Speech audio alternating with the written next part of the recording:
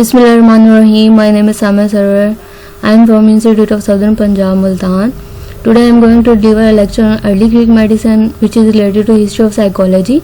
It takes only 10 to 15 minutes. If you have any kind of question related to this topic, you may ask. I will be pleased to give an answer. So let's start. First of all, ancient Greek medicine. In previous lecture, we are discussing about early Greek philosopher. Now we are studying about ancient Greek medicine. Ancient Greek medicine was a compilation of theories and practices that were continuously expanding through new ideologies and trials. Many components were considered in ancient Greek medicine, intervening the spiritual with the physical. अब early Greek medicine में क्या है कि बहुत सारी theories and practices हैं जो इसमें इन्वॉल्व हैं, जिसके थ्रू एंशिएंट ग्रीक मेडिसिन जो है वो इमर्ज हुई और उसके बाद जो है वो यूज़ होना स्टार्ट होगी. अब इसमें यह है कि जो एंशिएंट ग्रीक मेडिसिन है वो एक हम उसका स्पिरिचुअल एक कंसिडरेशंस है उनकी और फिजिकल भी हैं. मीन्स हम स्पिरिचुअली भी उसको मेडिसिन को इन टर्म ऑफ उसमें यूज़ कर रहे हैं और फिजिकली भी हम उसको ट्रीट करने में जो है एंशिएंट ग्रीक जो है वो यूज़ करते थे. Specifically, the ancient Greek believed health was affected by the humors, geographical location, social class, diet, trauma, beliefs and mindset.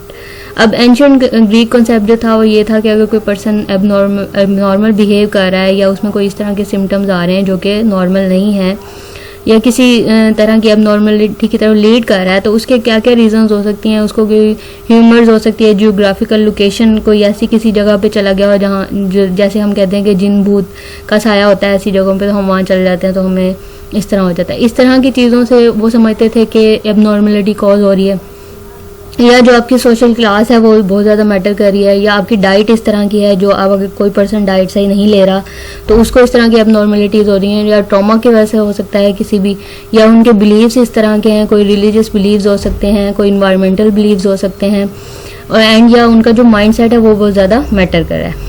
Early on, the ancient Greek believed that illness were divine punishment and that healing was a gift from the gods. अब जो early concept था about abnormality तो वो क्या था कि जो अगर हम किसी भी पर्सन को इस तरह की एबनॉर्मलिटी आ रही है तो वो क्या हो रहा है, वो डाइविन की पनिशमेंट है जो उन्हें मिल रही है, और वो किस तरह हील हो सकती है थ्रू जो है सिर्फ बाय गॉड हो सकती है. As trial continued, varying theories were tested against symptoms and results. The pure spiritual beliefs regarding punishment and gift were replaced with a foundation based in a physical cause and effect. तो इसके बाद जब है new methodologies आ गई, new trials आ गए, तो उसके बाद क्या एक कॉन्सेप्ट बन गया कि ये जो पनिशमेंट है इसको हम क्योर कर सकते हैं with physical cause and effect, क्या है उसको जो है हम क्योर भी कर सकते हैं. Early Greek medicine history. Greek doctors turned the corner from our reliance on our divine interventions of the healing to practical natural solutions.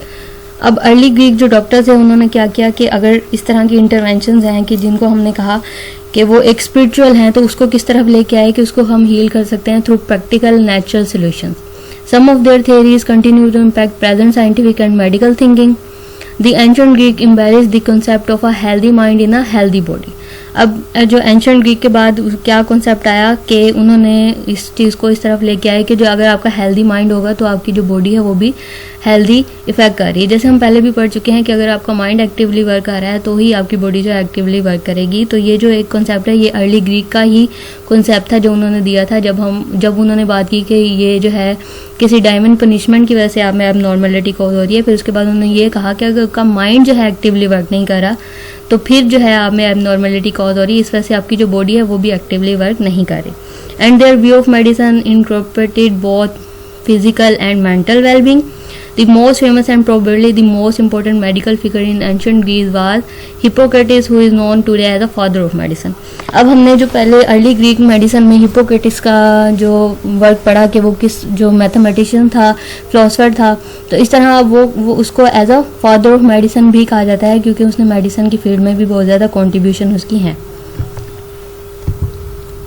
Here come what was the first medicine invented.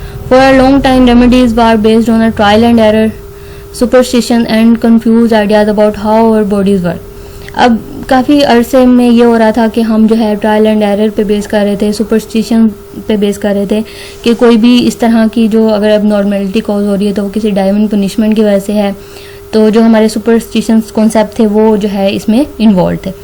फिर जो उसके बाद over the 15 and 16 people in the Europe started using opium a milky sap from the poppy plant to treat pain. फिर उसके बाद क्या होने लग गया कि एक ओपियम होता है जो कि मिल्की एक उसकी फॉर्म में होता है, तो उसको जो यूज़ करने लग गए to cure the pain. Over the next 150 years, scientists learned more about chemistry and biology. The first modern pharmaceutical medicine was invented in 1804. In 1804 by Friedrich, a German scientist. He extracted the main active chemical from opium in his laboratory and named it morphine after the Greek God of sleep. अब उसके बाद क्या हो गया, जब early Europe में जो peoples ने स्टार्ट किया इन 15 to 16 में कि ओपियम को यूज़ करते थे, फिर 80s में क्या इसने इन्वेंट किया जिसका नाम था मॉर्फिन, जो कि यूज़ होने लगी फॉर अ गुड स्लीप, ठीक है, to actively work for cure the pain. तो इस तरह से जो है ये मेडिसिन जो है वो यूज़ होने लगी। In the early days of ancient Greek, medicine was not yet a definable subject. In time, specialists in other fields brought knowledge to bear on field of health, and they established the discipline of medicine. Pythagoras lived in the 6th century BCE. He was a mathematician who brought his theory of numbers into a natural science. अब हम Pythagoras के बारे में पहले भी पढ़ चुके हैं। हम जितने भी फिलोसफर के बारे में पढ़ेंगे, अब उनकी जिनकी मेडिसिन रिलेटेड कॉन्ट्रीब्यूशंस हैं या डिस्कवरीज हैं, उसको अब हम स्टडी कर रहे हैं। तो उसमें जो पैथागोरस के बारे में हम पहले भी पढ़ चुके हैं कि वाज अ मैथमेटिशियंस। तो उसने भी क्या दी थी, एक नेचुरल साइंसेस की थ्योरी दी थी जिसको हमने पढ़ा था as a time space and deity, ठीक है। तो जिसके थ्रू जो है उसने भी मेडिसिन का कॉन्सेप्ट दिया कि किस तरह हम जो है किसी भी डिसऑर्डर या कोई एबनॉर्मेलिटी कॉज हो रही है उसको क्योर कर सकते हैं। Now we are going to discuss about early Greek physicians. अब हमने अर्ली ग्रीक मेडिसिन के बारे में पढ़ लिया। अब उसके बाद जो अर्ली ग्रीक फिजिशियन था जिसने कोई इस तरह की कॉन्ट्रीब्यूशन दी थी, तो he was Hippocrates. Hippocrates lived from 460 to 370 BCE as the founder of Hippocratic school of medicine. He made major contribution to medicine that persists today. अब उसने जो अर्ली मेडिसिन कॉन्ट्रीब्यूशन दी थी वो आज भी जो है एग्जिस्ट करती हैं। The teaching eight he school revolutionized medicine and established it is a profession and discipline in its own right. Until then, medicine has been a part of philosophy at the practice of rituals and the casting of evil spirits. तो जो इसका concept था उसको उसने एक new उसमें मर्ज किया था कि जो है ये बिल्कुल जो है सिर्फ इवल स्पिरिट्स पे जो है हमारी अगर कोई भी एबनॉर्मेलिटी है वो बेस नहीं कर रही होती। Hippocrates and his colleague wrote the Hippocratic corpus which comprises around 60 earlier ancient Greek medical work. अब उसने अगर जो एंशिएंट ग्रीक मेडिसिन में कोई काम हो रहा है या तो कोई मेडिसिन इन्वेंट हो रही है या उन मेडिसिन पे कोई जो है वर्क भी है जो कि आपका हुआ है, तो जो हिप्पोक्रेटिस ने उसने अपनी कोलीग के साथ मिलकर जो एक बुक राइट की थी जिसका नाम था हिप्पोक्रेटिक कॉर्पस, जिसमें related to 60 early ancient Greek medical जो है मेडिसिन से रिलेटेड जो था वो वर्क था। Next one is Aristotle. Ancient Greek philosopher Aristotle was the most influential scholar of living world from antiquity.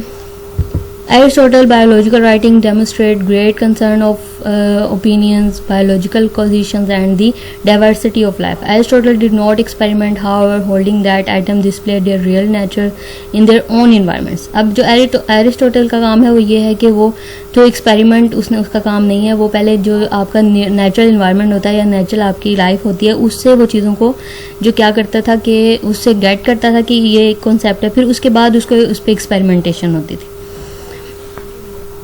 rather than controlled artificial ones. अब हम जब एक्सपेरिमेंट कंडक्ट करवा रहे होते हैं तो उसमें हमने पहले भी पढ़ा कि उसमें जो होता है कि एक आपका कंट्रोल्ड वेरिएबल भी होता है। तो जो आप नेचुरल इन्वायरमेंट से जो भी चीज़ आप ऑब्जर्व कर रहे हैं उसमें क्या होता है कि कोई आर्टिफिशियलिटी नहीं होती, उसमें जो है आप जो एक नेचुरली ऑब्जर्व फिनोमिना है उसी को ही आप लेके चलते हैं, फिर उसके बाद फर्दर उस पर एक्सपेरिमेंटेशन हो सकती है। While in modern day physics and chemistry, this assumption has been found unhelpful in zoology and ethology, in the remains the dominant practice and Aristotle work retain real interest. फिर उसके बाद zoology and ethology में जो है इसकी जो contribution है Aristotle की उसको consider किया जाता है। Here comes the four humors theory.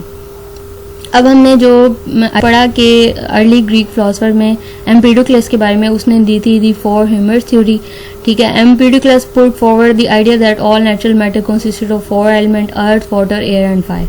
ये हम पहले भी प्रीवियस लेक्चर में भी पढ़ चुके हैं। This idea is four element promoted ancient Greek doctor to establish the theory of four humours as liquids.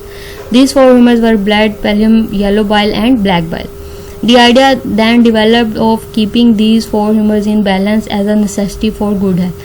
अब इसमें क्या होगा कि ये जो उसने थ्योरी दी थी उसमें ये होता है कि हम according to our condition, our to related to environment, related to our circumstances, तो इसको जो है हम एक बैलेंस फॉर्म में अगर हम रखेंगे तो हमारी जो हेल्थ है वो एक अच्छी फॉर्म में हो सकती है, मीन्स गुड हेल्थ हमारी हो सकती है। अगर इसका हम बैलेंस सही तरह से नहीं रखेंगे इन चार चीज़ों का, तो जो हमारी हेल्थ है वो इफेक्ट हो सकती है। That's all from today's lecture. If you have any kind of question, you may ask. Thank you so much.